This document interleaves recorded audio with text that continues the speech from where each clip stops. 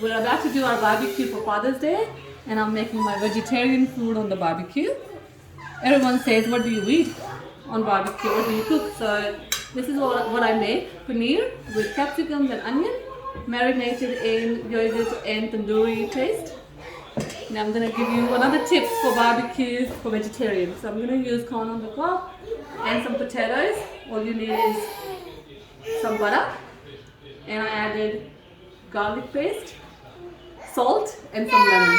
So let's just make, all you have to do is paint the corn on the cob and potatoes.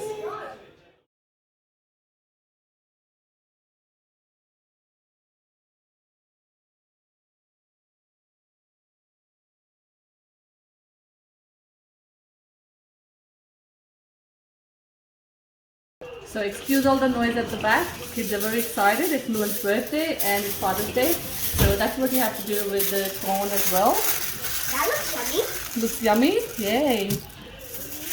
And we're going to put them on the barbecue. And that's it. So that's what you have to do. Wrap them in the foil after adding the butter, and then you put them on the barbecue and enjoy. Hope you all have a great Father's Day. Bye.